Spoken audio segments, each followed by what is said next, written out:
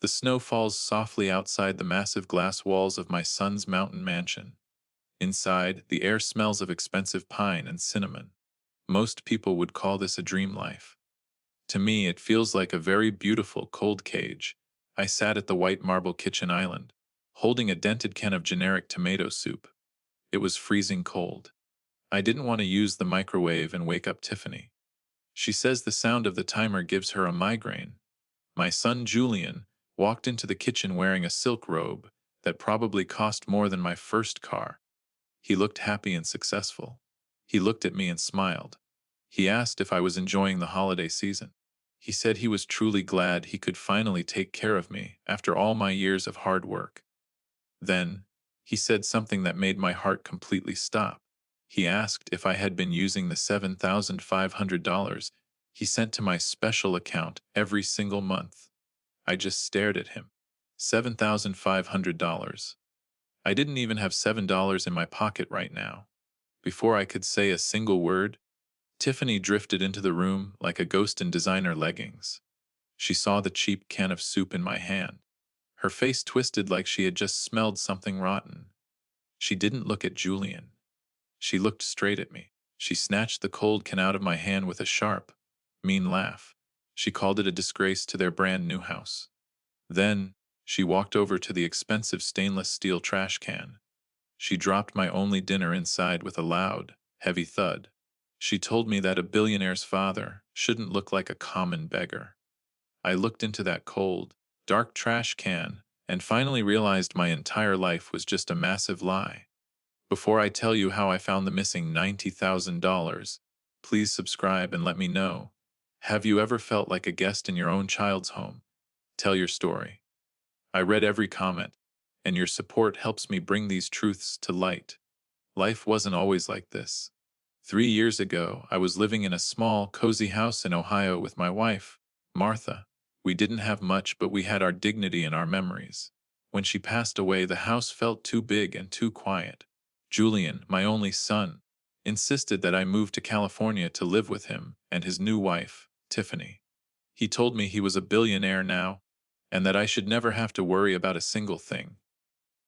I thought he was my hero. I thought I was finally coming home to a family. The mansion they live in is a marvel of modern architecture. It is all sharp angles, white stone, and floor to ceiling glass. It sits high above the valley, looking down on the world. Inside, the floors are polished marble that feels like ice under your socks. The furniture is all beige and gray. There are no family photos on the walls. There are no messy books on the coffee tables. There are only expensive sculptures that look like twisted metal. It is a house designed for a magazine cover. It is a house that has no room for the ghosts of the past. The trouble started during the very first week. I brought 3 boxes of my most precious belongings with me. One of them contained a grandfather clock that had been in my family for 4 generations. It wasn't worth much money, but it was the heart of my home. I left it in the hallway for one afternoon while I went to take a nap. When I woke up and walked back out, the hallway was completely empty. My heart started pounding against my ribs. I felt a cold wave of dread wash over my tired body. My past was disappearing. I went to find Tiffany. She was in the dining room, adjusting a vase of white lilies. "Tiffany," I asked, "where is my clock? I wanted to put it in my room." She didn't even look up at me. She just kept fluffing the flowers. "Oh, that old thing," she said. "I had the movers take it to a donation center. It didn't fit the aesthetic, Arthur. We are going for a minimalist, clean look here." That brown wood was just clutter. My heart sank. "But that was my grandfather's clock," I said quietly. "It belongs to me." She finally looked at me, her eyes as cold as the marble floor. "Arthur, you live in our house now. Everything has to match. Don't make this a thing." She turned her back on me and started recording a video on her phone. She was smiling now, a bright, fake smile that reached her teeth but not her eyes. She told her followers how much she loved creating a peaceful, high-end environment for her family. She looked like an angel in the bright ring light she used. But the moment she stopped recording, the smile vanished. She looked at me like I was a smudge. She ignored my question and started typing on her glowing screen. I was invisible to her. Julian was always too busy to notice the tension. He was always on a conference call or flying to New York or London. When he was home, Tiffany was the perfect, loving wife.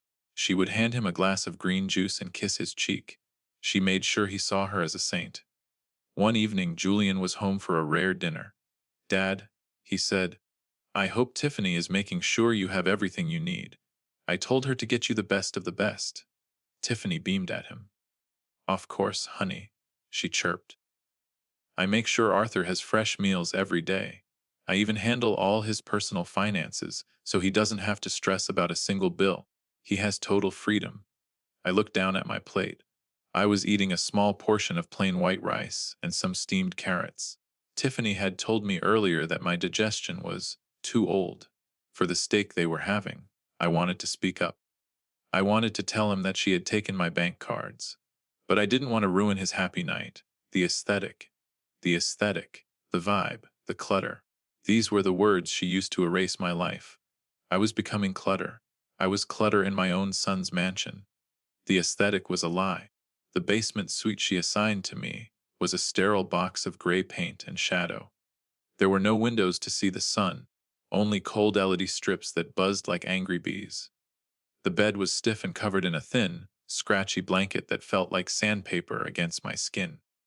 It was a room meant for storage, not for a human being. It smelled of bleach and emptiness. My old life was gone. I was just another object to be filed away in the dark. "Dad, are you okay?" Julian asked, snapping me back to reality. "You look miles away." I forced a smile. "I'm fine, son," I said. "The carrots are just crunchy." Tiffany's eyes narrowed dangerously. "They are organic, Arthur," she snapped. "Only the best for our family. Right, Julian?" The kitchen was humming with the sound of a high-end catering crew. Tiffany had hired them to prepare the perfect Christmas Eve feast. I stood in the corner, trying to stay out of the way. The air was thick with the scent of rosemary, roasted duck, and expensive wine. Julian was sitting at the head of the long table, looking over some papers on his laptop. He looked tired but proud. I walked over and placed a small, hand-wrapped box on the table. It was a wooden car I had carved for my grandson, Leo. It had taken me 3 weeks to finish it in the basement. I used old scraps of wood I found behind the garage. I didn't have money for paint, so I had polished it with a bit of olive oil until it shone like gold. I was so proud of it. I thought it was the most honest thing in this house of glass and lies. Julian looked up and smiled. He picked up the little car and turned it over in his hands. "This is beautiful, Dad," he said softly. "It reminds me of the toys you used to make for me when we lived in that tiny apartment in Cleveland. You always had a way with wood." I felt a lump in my throat. For a second, I saw my son again, not the billionaire, but the boy who used to help me in the garage. Then, Tiffany walked in. She was wearing a silk dress that cost more than my first 3 houses. She looked at the wooden car, like it was a piece of actual garbage. She didn't say anything to me. She just picked up a silver bell and rang it. A maid appeared instantly. "Take this to the playroom," Tiffany said, handing over the car like it was a dirty rag. "And make sure it's sanitized. We don't know where that wood came from." Julian frowned, but he didn't stop her. He just turned back to his laptop. "Anyway, Dad," he said, "I wanted to ask you about the Christmas shopping. Did you find everything you needed for the grandkids? I saw the market was pretty busy this week." I felt a flush of heat creep up my neck. I looked at my empty hands. "I didn't really go shopping, Julian," I said quietly. "I didn't want to bother anyone for a ride to the mall." Julian laughed, a deep, booming sound that echoed off the high ceilings. "Bother anyone? Dad, you have your own account. You don't need a ride. You can just call a private car. That's what the fund is for." I blinked. My head felt light. "What fund, Julian?" I asked. The room suddenly felt very quiet. The catering staff stopped talking. The only sound was the hum of the massive refrigerator. Julian stopped typing. He looked at me with a confused expression. "The monthly comfort fund, Dad. I set it up the day you moved in. I even increased it 3 months ago. I wanted to make sure you could buy whatever you wanted without asking Tiffany for a dime. I wanted you to have your independence back." I gripped the edge of the marble table. My knuckles were white. How much, Julian? I whispered. How much is in this fund? Julian leaned back in his chair. He looked at Tiffany, who was suddenly very busy adjusting the seating cards. It's $7,500 a month, Dad, Julian said. I checked the statements last night. The money is being spent every single month. I figured you were donating to your old church or buying rare books. I was happy to see you using it. $7,500 every month. For 3 months, that was $22,500. For the whole year, it was $90,000. My brain was screaming. I thought about the cold cans of soup. I thought about the generic ramen I hid under my bed, so I wouldn't have to ask Tiffany for a snack. I thought about the holes in my socks that I had been sewing by hand, because I was too embarrassed to ask for $10. I looked at Tiffany. She wasn't looking at me. She was looking at her phone, her thumb moving fast across the screen. Julian, I started to say, but my voice cracked. I have never seen a single penny of that money. I don't even have a debit card. Julian's face went pale. He stood up slowly. What do you mean you haven't seen it? The account is in your name, Dad. Tiffany handles the paperwork, but it's your account. He turned to his wife. Tiffany, what is he talking about? Tiffany didn't miss a beat. She looked up with wide, innocent eyes. Her face was a mask of perfect concern. Oh, Arthur, she sighed, shaking her head. Are you having one of your episodes again? We talked about this. We decided to keep the money in a high yield savings account for your future medical needs. You said you didn't want the stress of managing a balance. She walked over to Julian and put a hand on his arm. Honey, you know how he gets. He gets so confused about numbers lately. I've been meaning to talk to you about finding a specialist. It's getting worse. I am not confused, I shouted. The sound of my own voice startled me. It was the first time I had raised my voice in this house.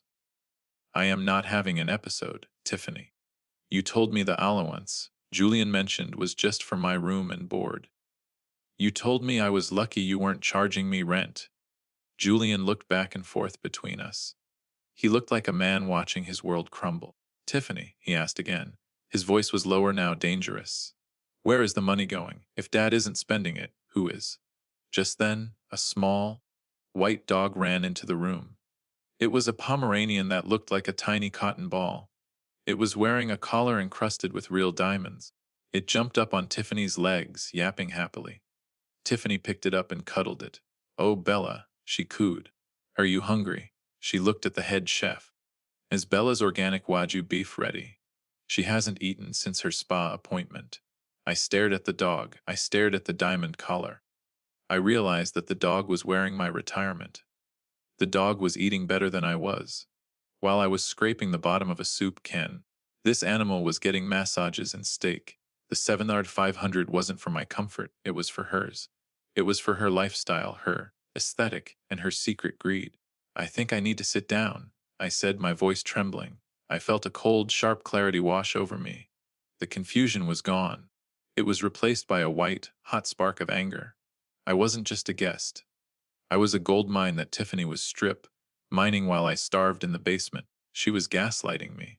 She was making my own son believe I was losing my mind so she could keep the cash flowing.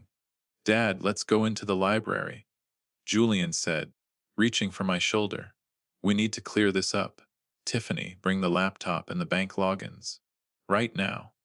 Tiffany gave me a look that could have frozen the sun.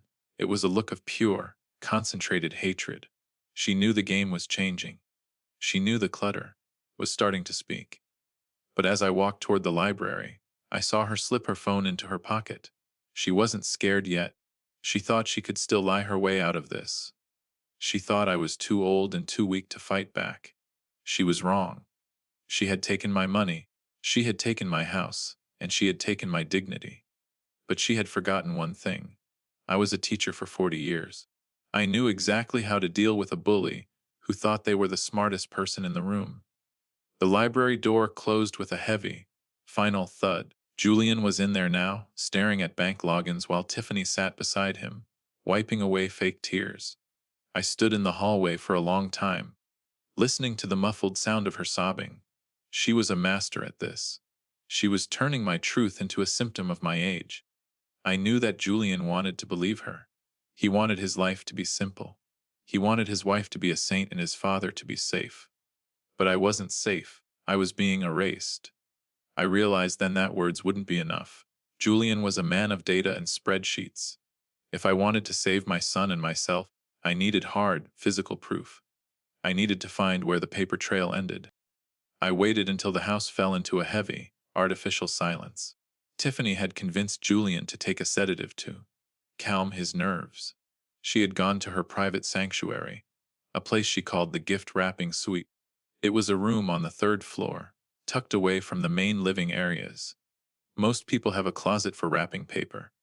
Tiffany had a showroom. She said it was essential for her brand and the holiday aesthetic. I knew she spent hours in there, and I knew she kept a small, vintage desk in the corner that was always locked. I had seen her hide a small brass key inside a hollowed-out book on the nearby shelf. It was a clever trick, but I had spent 40 years watching students try to hide things from me. You can't surprise a man who has spent his life in a classroom. I climbed the stairs slowly. Every creak of the wood felt like a gunshot in the quiet mansion.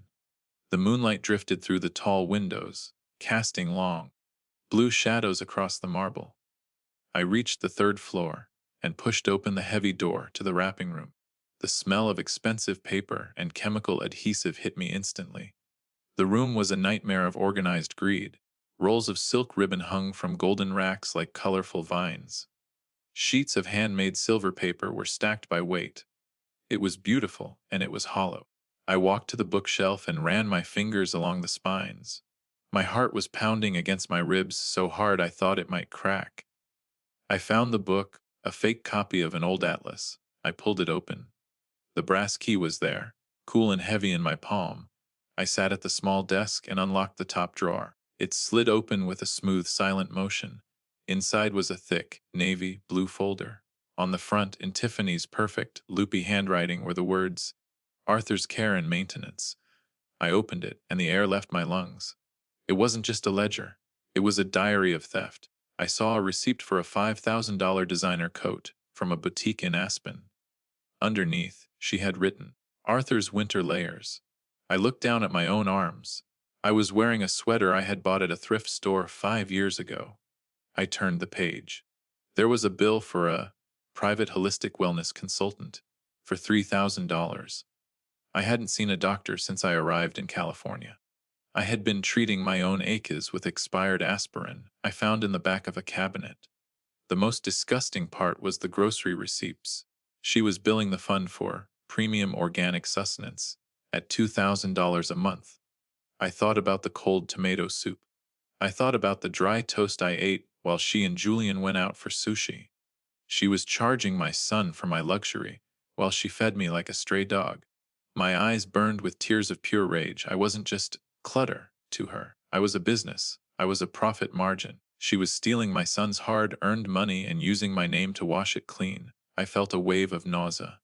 This was elder abuse. It was cold, calculated, and professional.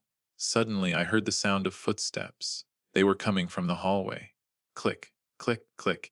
It was the sharp, rhythmic sound of Tiffany's designer heels. My blood turned to ice.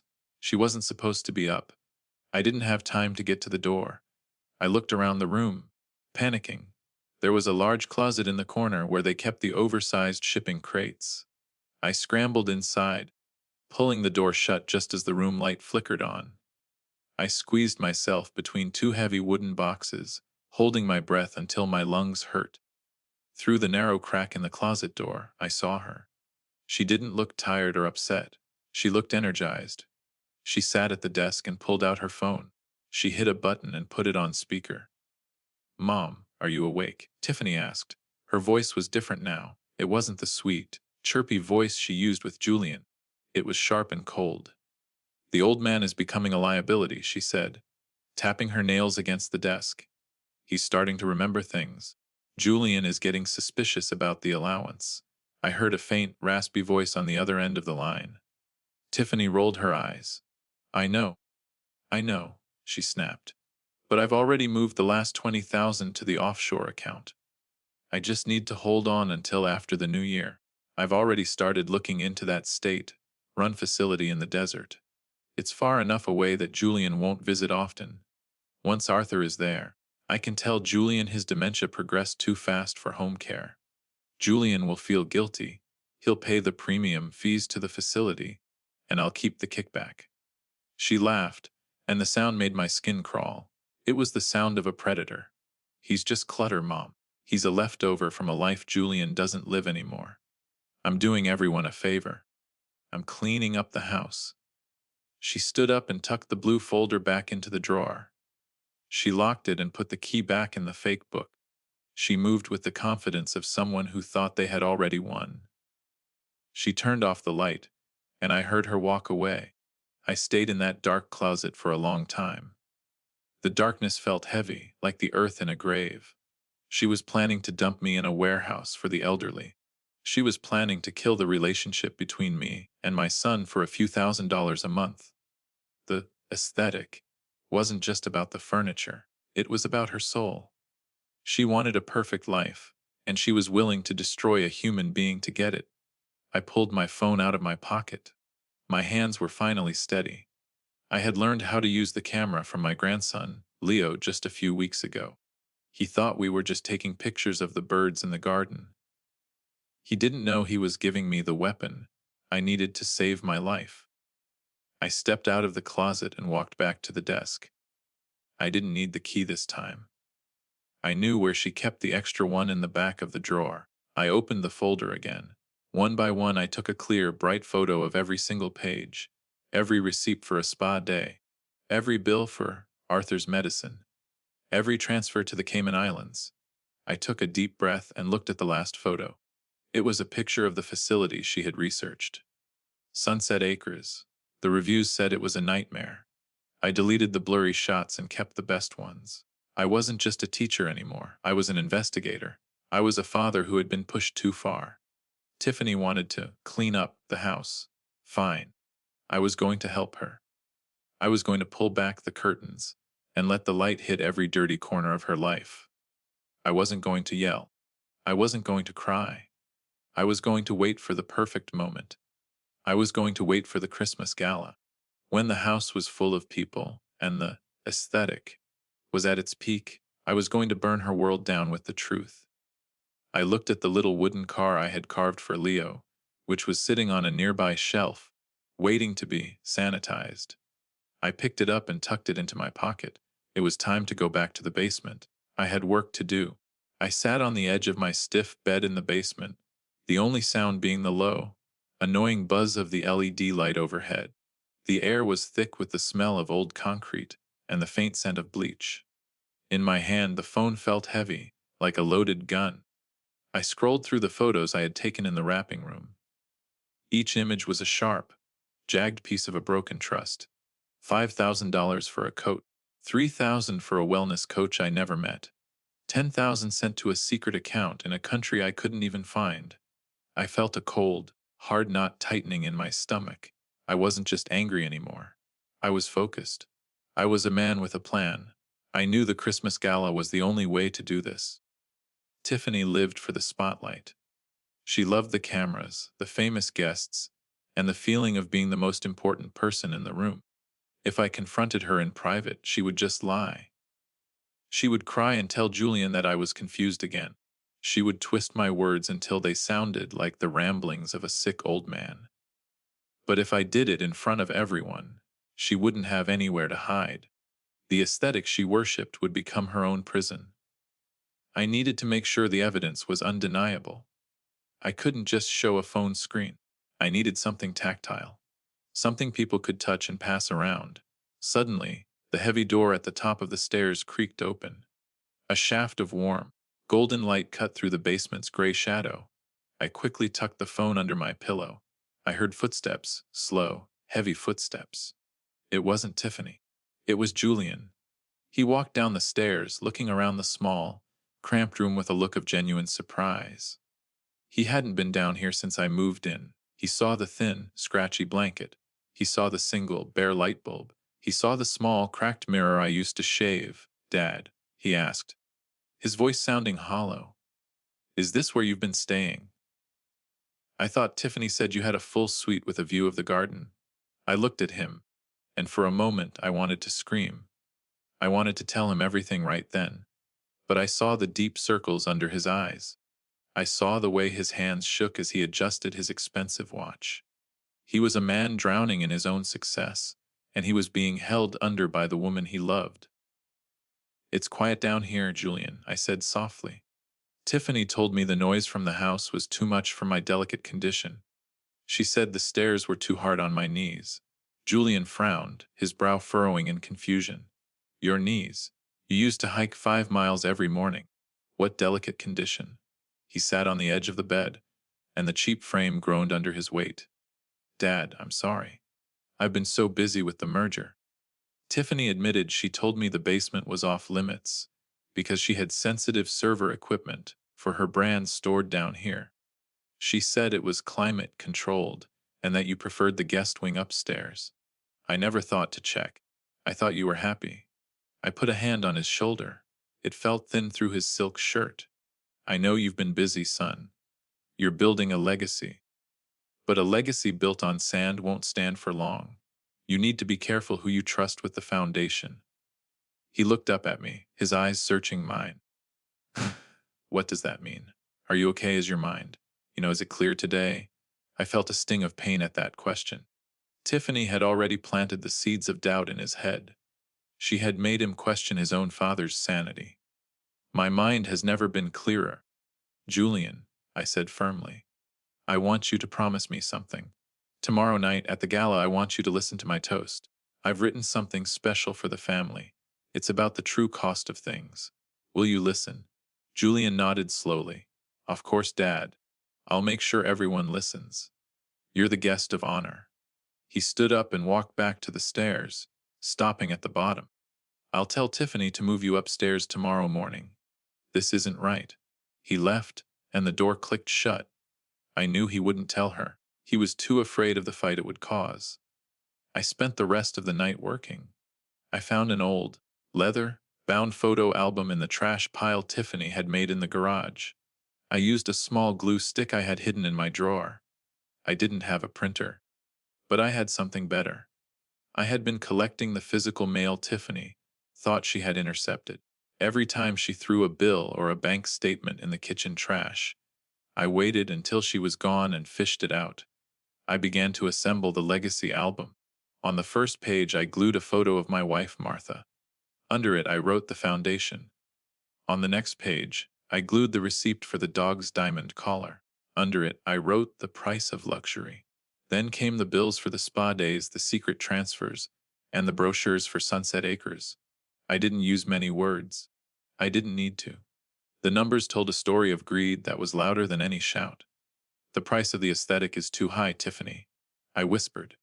Tomorrow, the bill finally comes due.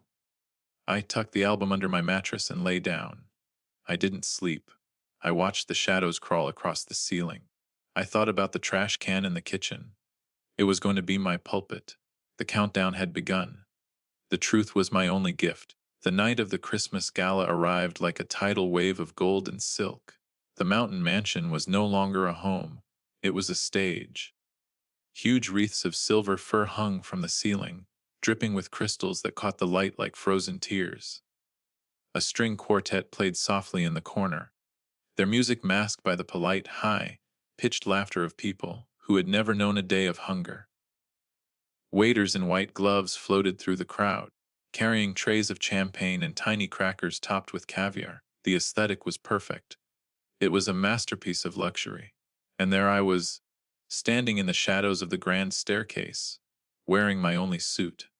I was the clutter they were supposed to ignore. I saw Julian across the room. He was surrounded by men in tuxedos, talking about market shares and global expansion. He looked powerful. But then I looked at Tiffany. She was standing at the center of the ballroom, holding court and telling a group of wealthy donors about her latest passion project. It's just so important to give back, Tiffany was saying, her voice dripping with fake honey. Family is the foundation of everything. That's why we brought Arthur to live with us.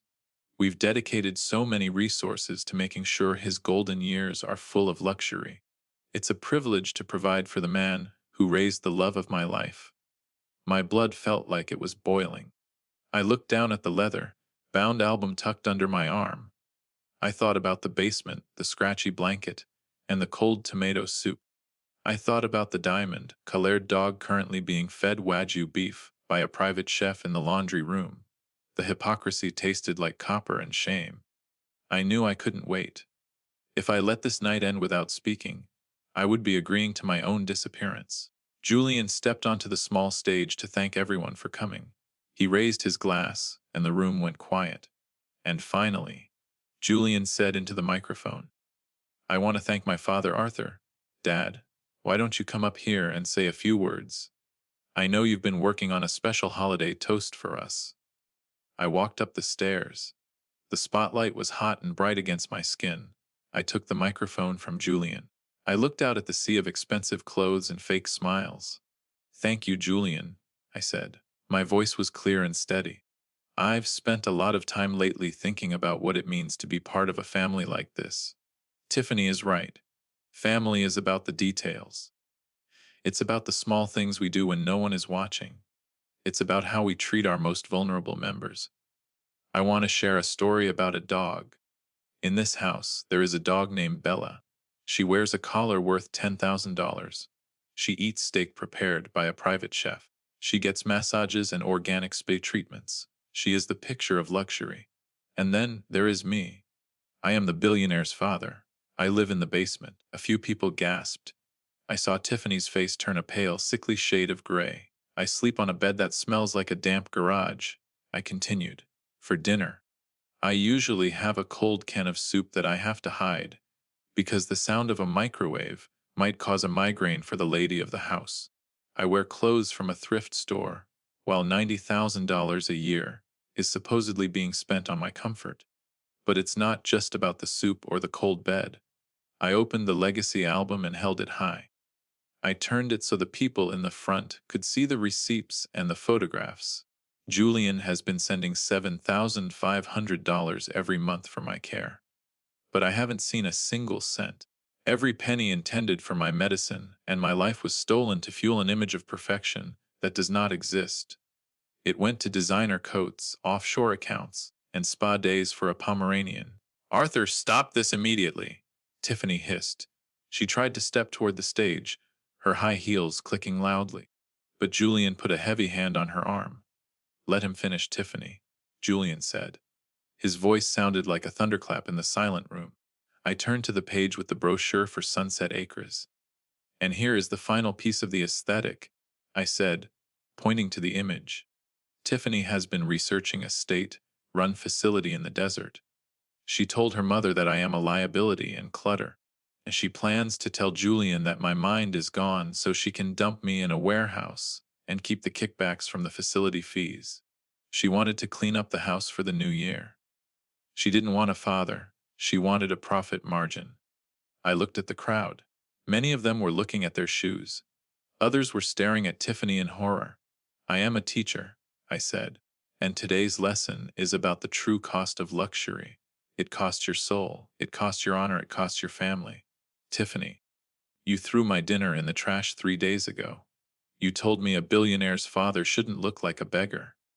Well, I might look like a beggar in this old suit, but you are the one who is truly bankrupt. You are the one who is starving for a scrap of real humanity." I closed the album and handed the microphone back to Julian. He wasn't looking at me. He was looking at Tiffany with a cold, terrifying clarity. The business partners were whispering now. The donors were looking away in embarrassment. The aesthetic was shattered into 1,000 jagged pieces. Tiffany started to cry, but no one moved to comfort her. The fake tears didn't work when the bank statements were lying on the floor. "Julian," Tiffany sobbed, "he's confused. The album is a fake. He's trying to destroy me because I tried to help him." Julian didn't say a word. He reached into his pocket and looked at his own phone. I had sent him the photos of the ledger an hour before the party started. I wanted him to see the evidence in high definition before I ever stepped on that stage. Julian looked at the head of security. "Get her out of my house," Julian said. "Take her to the guest house and lock the door. We will deal with the police in the morning. And someone find that dog's collar. It's going to pay for my father's new home." The room erupted into chaos as the security guards moved forward. Guests began to scramble for their coats, eager to leave the scene of a family's public destruction. But I didn't watch them go. I walked down the stairs and headed toward the kitchen. I was hungry. I walked past the untouched caviar and found a loaf of fresh, warm bread sitting on the counter. I sat at the marble island and took a large bite. It was the best thing I had tasted in years. The air in the house didn't feel cold anymore.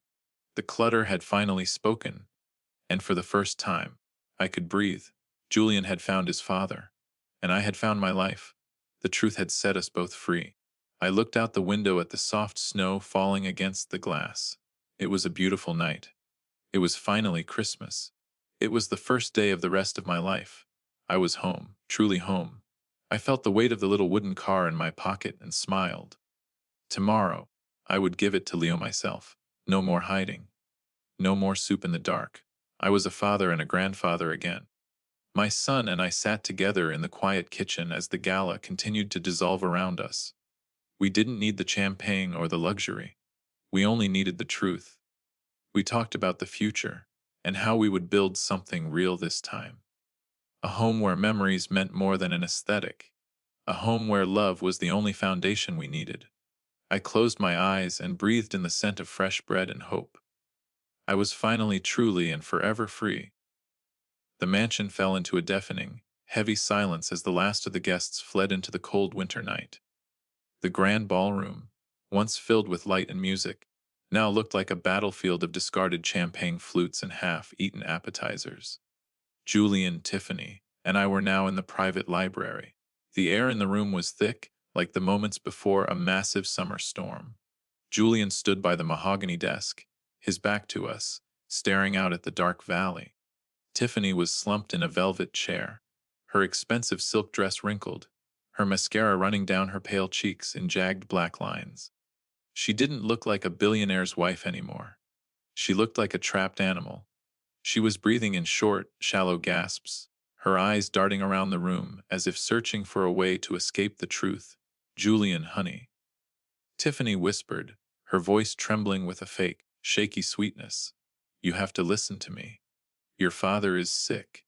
He's been hallucinating. He probably stole those receipts from a neighbor or found them online. He wants to destroy us because he's jealous of your success. He's always been bitter, Julian. Please, don't let a confused old man ruin our perfect life. Think about our brand. Think about our future. Think about Leo." I didn't say a word.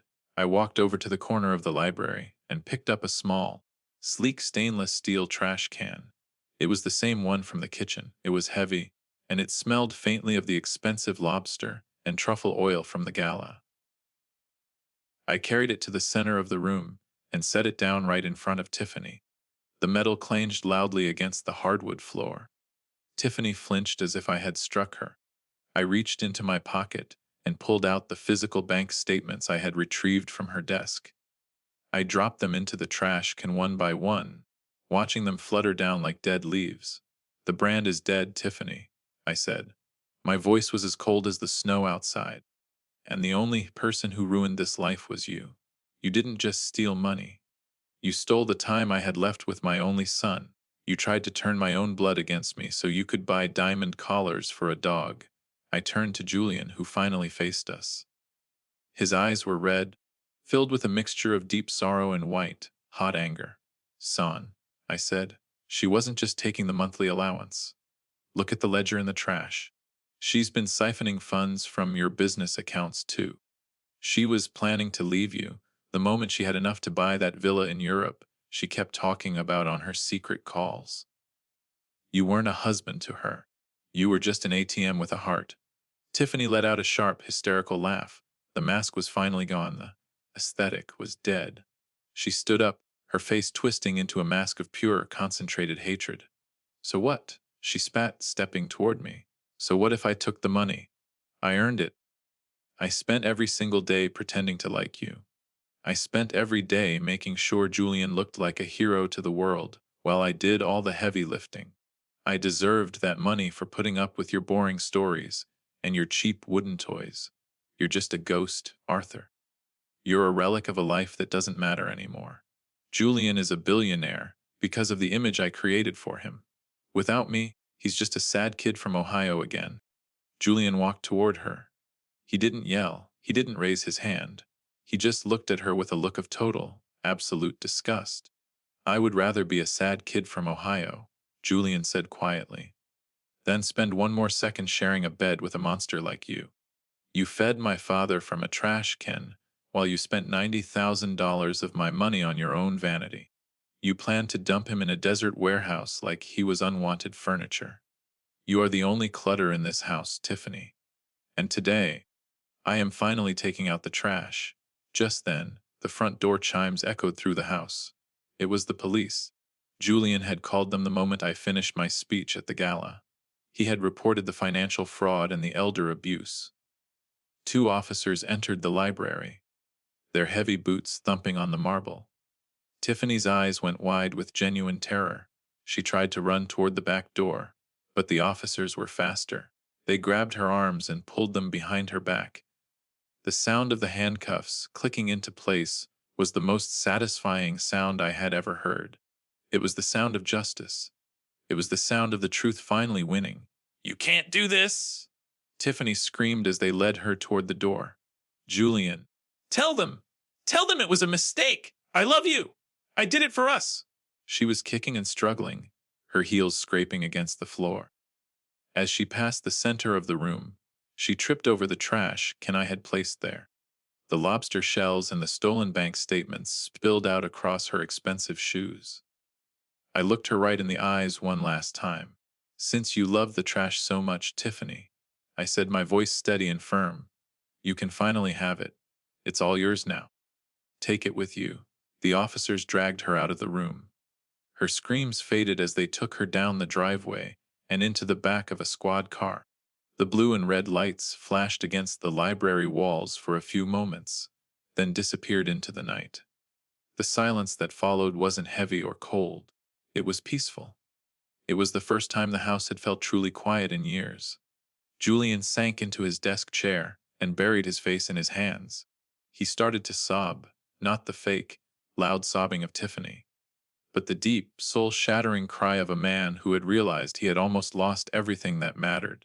I walked over and put my hand on his back. I didn't say anything. I just let him cry. We stayed like that for a long time.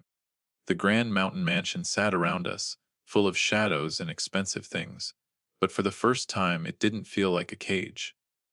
It felt like a beginning. I looked at the trash can on the floor. I saw the wooden car I had made for Leo lying next to the spilled lobster. I picked it up and wiped it off with my sleeve. The wood was still strong. The polish still shone. It was a simple thing made with love and honest work. It was the only thing in the room that was worth keeping. I'm so sorry, Dad, Julian whispered, looking up at me. I was so blind. I was so caught up in the money and the image that I didn't see what was happening right in front of me. I let her hurt you. I let her treat you like a beggar. I'll never forgive myself for that. I shook my head and pulled him into a hug. Forgiveness starts tonight, Julian, I said. We both made mistakes. I stayed silent when I should have spoken. You worked when you should have listened. But the lies are gone now. The house is clean. Now, we can finally start being a family again. A real family. We stood there together in the center of the room, the billionaire and the teacher, the father and the son. We didn't have an aesthetic. We didn't have a brand. We only had each other. And as the first light of Christmas morning began to touch the tops of the mountains, I knew that we were finally, truly rich. The justice was done. The truth was out. The peak of the mountain was finally behind us, and the path ahead was clear. I took a deep breath of the cold, fresh air. It was a beautiful morning. It was the best Christmas of my life. I was free. We were free.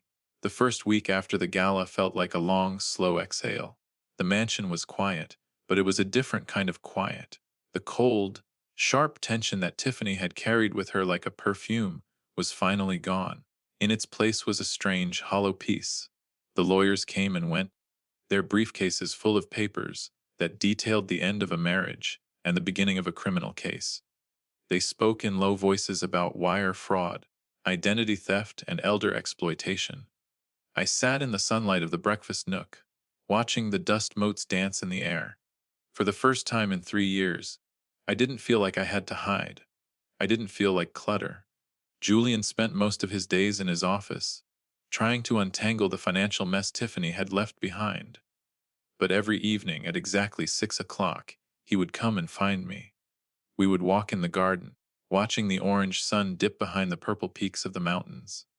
One evening, as we stood near the koi pond, Julian turned to me. His face looked older, more lined, but his eyes were clear. "Dad," he said, "I've cleared out the entire east wing. It has the best views of the valley and its own library. I want you to move in there tomorrow. No more basements. No more cold soup. I want to spend the rest of my life making up for what happened.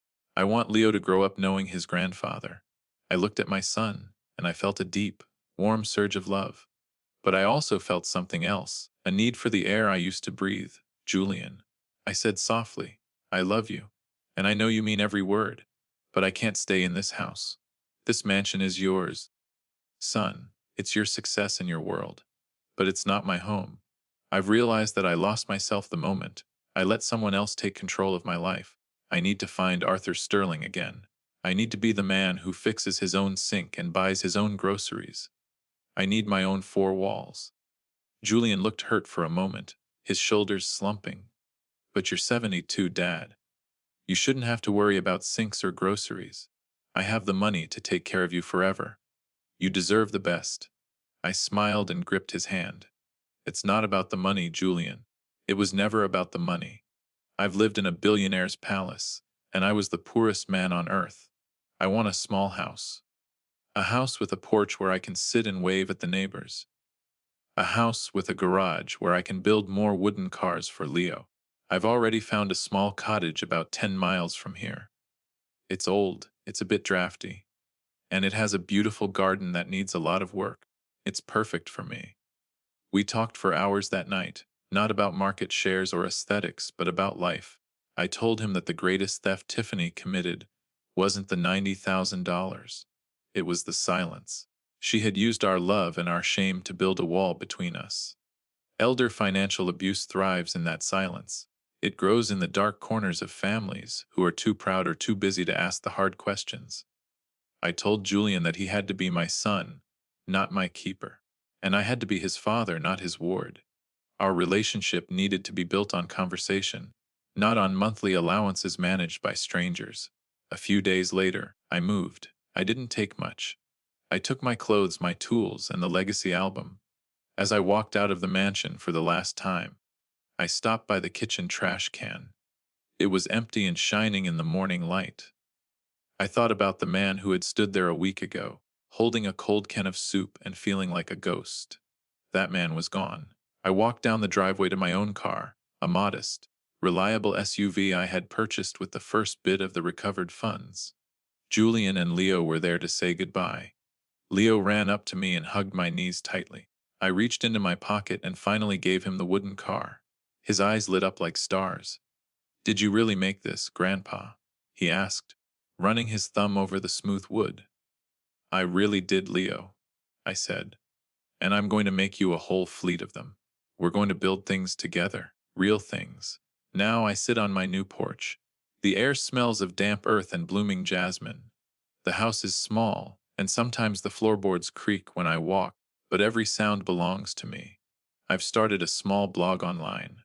I tell my story to other seniors who might be feeling invisible in their own families. I tell them that their dignity is not negotiable. I tell them to watch their accounts, to ask questions, and to never let anyone tell them they are clutter. I've received hundreds of messages from people who are going through the same thing. My voice, which was once a whisper in a basement, is now a roar for others. Julian visits every Sunday. He brings the steaks, and I do the grilling on my small back porch. We sit on the mismatched lawn chairs and talk about everything and nothing. He tells me he's learning to slow down and notice the details. He tells me he's finally happy. I look at him and I see the boy I raised, not the billionaire the world sees. We are a family again, a real family, built on the truth. My son is still a billionaire. He still has the glass mansion and the mountain views. But as I look at my small garden and my humble tools, I know the truth. I am the one who is truly rich. I have my freedom. I have my son. I have my dignity. And most importantly, I have a home that has no room for lies. The aesthetic is gone, and in its place is something much more beautiful. It's called a life. My life.